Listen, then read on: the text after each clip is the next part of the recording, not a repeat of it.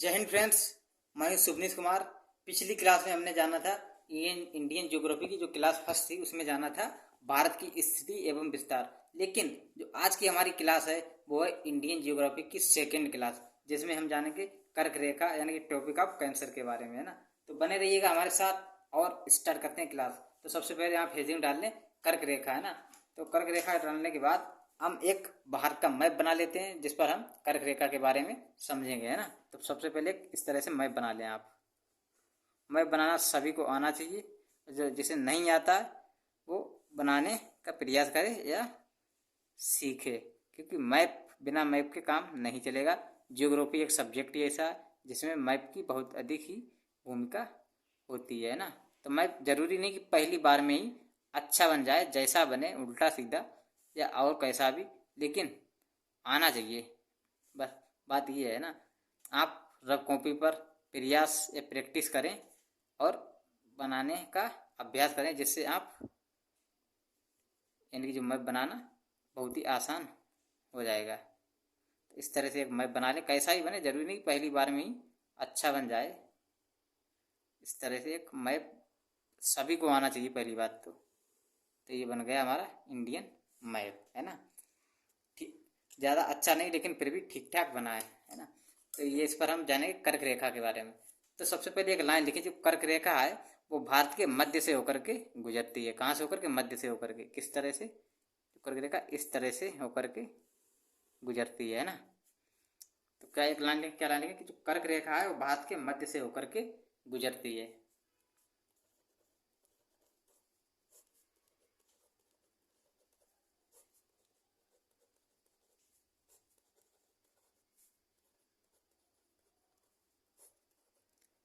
से होकर गुजरती है।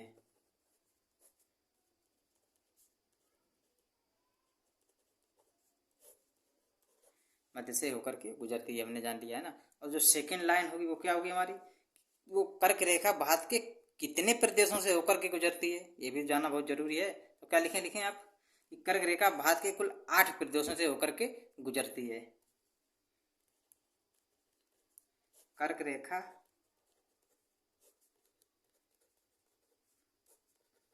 भारत के कुल 8 प्रदेशों से होकर के गुजरती है।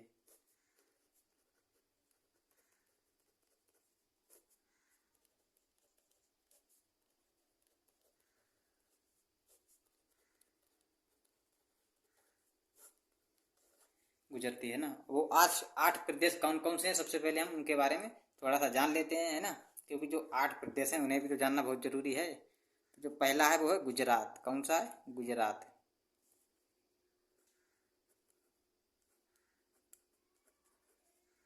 गुजरात, है ना। और जो दूसरा है वो कौन से? वो है राजस्थान। राजस्थान, इस तरह से। और जो तीसरा वो कौन सा है? वो है मध्य प्रदेश। कौन सा है? मध्य प्रदेश। मध्य प्रदेश, इस तरह से आप लोग लिख रहे हैं ना। और जो फोर्थ वाला है यानी चौथा, वो है छत्तीसगढ़। कौन सा है? छत्तीसगढ़। और जो फिफ्थ वाला है वो है झारखंड। कौन सा है?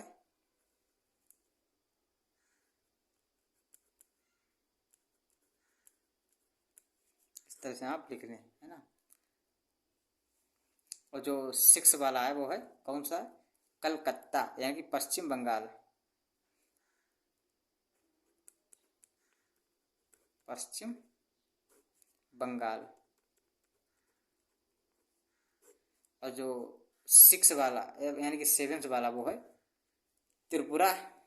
कौन सा है? त्रिपुरा। जो अर्थ वाला है वो है मिजोरम।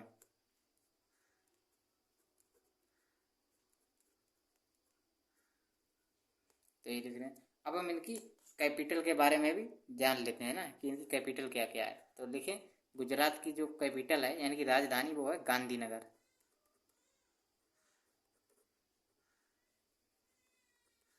गांधी नगर, है ना। और राजस्थान की यह जयपुर। और इसी तरह मध्य प्रदेश की है भोपाल, इसकी कैपिटल क्या है? भोपाल।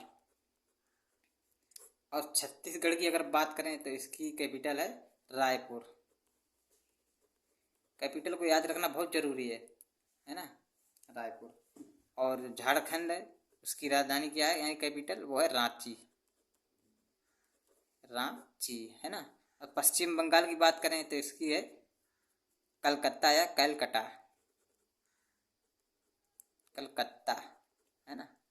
और इसी तरह से अगर त्रिपुरा की बात करें तो इसकी जो कैपिटल है वो है अगरतला, अगरतला, इस तरह से। और मिजोरम की बात करें तो इसकी क्या है? आइजोल, क्या है? आइजोल, इस तरह से लिख लें, क्योंकि इन्हें जानना बहुत जरूरी है ना। अब इस पर डालते हैं कि पूर्व पश्चिम से पूर्व, कर्क रेखा पर पश्चिम से पूर्व की ओर किरण, तो कैसे लिखेंगे? इस तरह से, पश्चिम से पूर्व किरण, है ना। तो लिखें, कैसे लिखेंगे? तो सबसे पहले क्या आता है पश्चिम में? गुजरात। ये सिक्वेंस वाइज पूछा जाता है एग्जाम में, है ना, कि क्रम पश्चिम से पूर्व की ओर क्रम निर्धारित कीजिए। तो इस तरह से क्वेश्चन वगैरह बनते हैं, आपको पता ही होगा। तो हम लिखते हैं फिर। पहला क्या आएगा? गुजरात,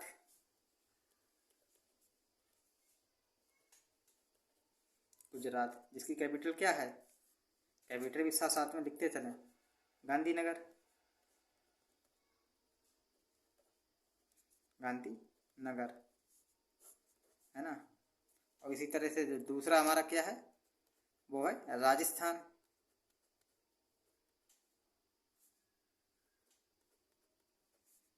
इसकी कैपिटल क्या है? वो है जयपुर।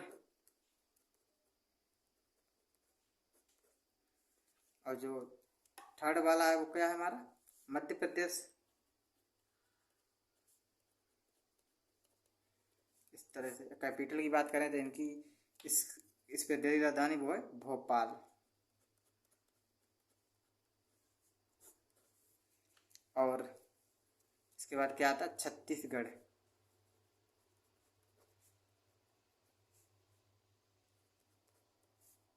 छत्तीसगढ़, इसकी अगर कैपिटल की बात करें तो क्या है? रायपुर। और इसी तरह झारखंड,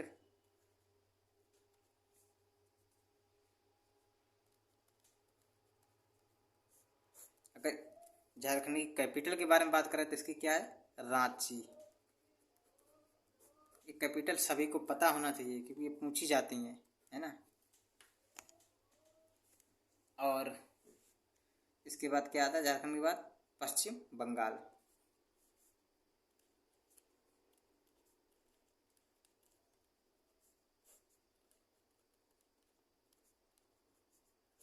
पश्चिम बंगाल, अगर इनकी कैपिटल की बात करें तो क्या है? कलकत्ता या कलकत्ता। हम आपको बिल्कुल बेसिक से इंडियन ज्योग्राफी करा रहे हैं और एकदम स्लो मोशन में, भागना नहीं है। सिलेबस को हम बिल्कुल स्टेप बाय स्टेप कंप्लीट करेंगे, है ना। कलकत्ता। और जो इसके बाद क्या आता है? त्रिपुरा, त्रिपुरा, जिसकी कैपिटल क्या है? अगरतला, अगरतला, है ना। इसी तरह से जो मिजोरम है, क्या है? मिजोरम।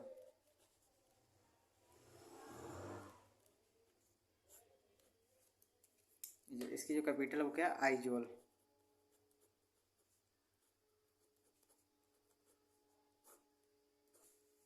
है ना। तो कुल 8 प्रदेश हो गए, यानी कि 1 2 3 4 5 6 7 और 8 हमारे पूरे हुए। अब क्वेश्चन ये बनता है कि जो कर्क रेखा है इसके सबसे दूरतम राजधानी कौन सी है? कौन, है ना। तो क्या है सबसे दूरतम राजधानी? तो आप लिखें यहाँ पर, क्या लिखें कि सबसे दूरतम राजधानी,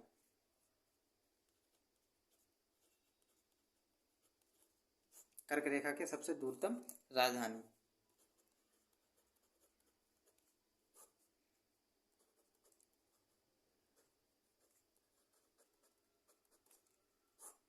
कौन सी है फिर वो? तो वो है राजस्थान यानी कि जयपुर।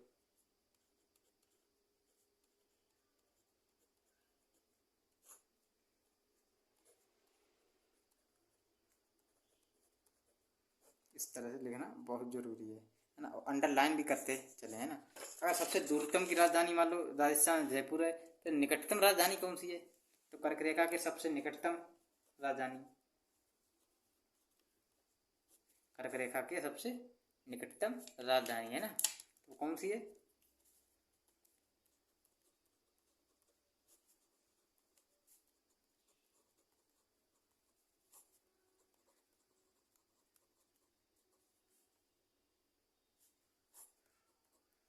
राजधानी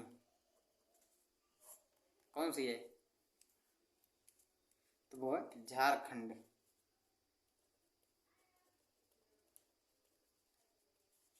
यानी कि रांची। रांची है ना, हमने आपको कैसे बताया कि जो दूरतम राजधानी वो है राजस्थान की जयपुर, और निकटतम क्या है? झारखंड यानी कि रांची, है ना। और लिखें, और क्या लिखें कि तीन राजधानियां कर्क रेखा के उत्तर में है। तीन राजधानियां कर्क रेखा के उत्तर में कौन कौन सी हैं? तो यहाँ पर लिखें तीन राजधानियां कर्क रेखा के उत्तर में है।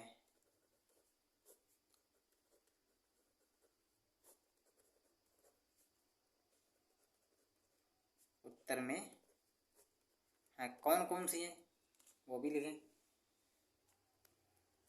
तो लिखें सबसे पहले राजस्थान,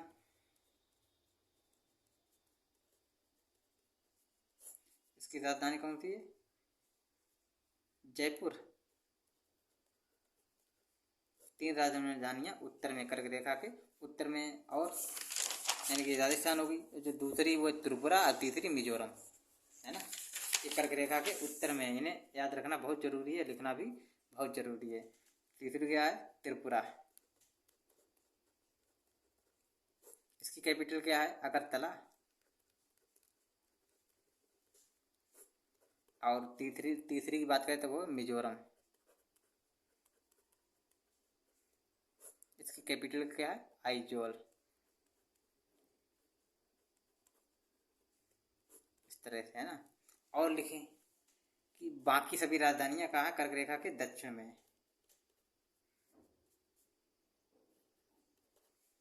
बाकी सभी राजधानियां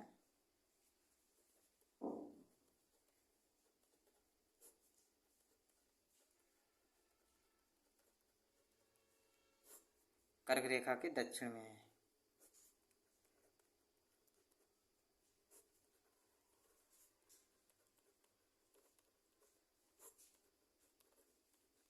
तो हमने ये लिख दिया।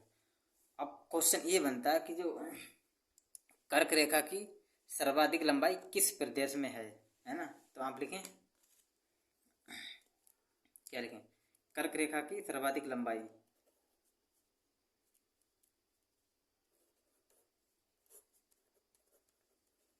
कर्क रेखा की सर्वाधिक लंबाई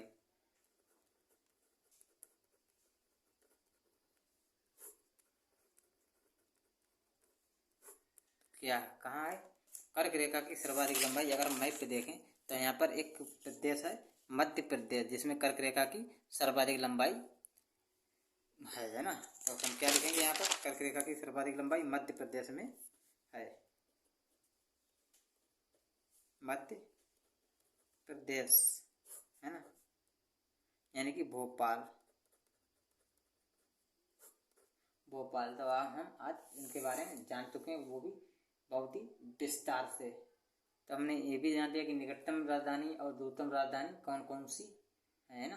तो आज हमने क्या क्या पढ़ा उसके बारे में थोड़ा हम रिवाइज कर लेते हैं। यानी भारत जो कर्क रेखा है इसके बारे में हमने जाना। तो कर्क रेखा जो भारत के मध्य से होकर के गुजरती है, कर्क रेखा भारत के कुल 8 प्रदेशों से होकर के गुजरती है।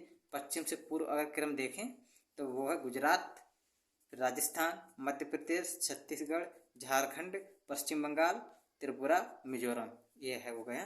फिर हमने सबसे दूरतम राजधानी देखी तो वो है राजस्थान, जयपुर, है ना। अब इसी तरह से अब हमने इन्हें मैप पर अच्छी तरह से समझा। अब सबसे निकटतम राजधानी यानी कर्क रेखा के सबसे निकटतम राजधानी तो वो है झारखंड यानी कि रांची। और 3 राजधानी कर्क रेखा के उत्तर में है, हमने वो भी बताया कि राजस्थान, जो एक ये बात ध्यान रखना कि जो राजस्थान है ये सबसे दूरतम राजधानी भी है और कर्क रेखा के उत्तर में स्थित है। और जो दूसरी है वो अगरतला, और जो तीसरी है आइजोल यानी कि मिजोरम। और जो बाकी सभी राजधानियां कहाँ है, कर्क रेखा के दक्षिण में है ना। और कर्क रेखा की सर्वाधिक लंबाई कहाँ है, वो है मध्य प्रदेश में। कहाँ है, मध्य प्रदेश, भोपाल में। तो आशा है आपको ये क्लास बेहतर लगी होगी। तो क्लास ज़्यादा लंबी ना हो जाए इसलिए इस क्लास को हम यहीं पर एंड करते हैं। लेकिन जो हमारी नेक्स्ट क्लास आएगी उसमें हम जानेंगे भारत की मानक समय रेखा यानी कि IST, है ना। तो मिलते हैं एक और बेहतर क्लास में, तब तक के लिए धन्यवाद।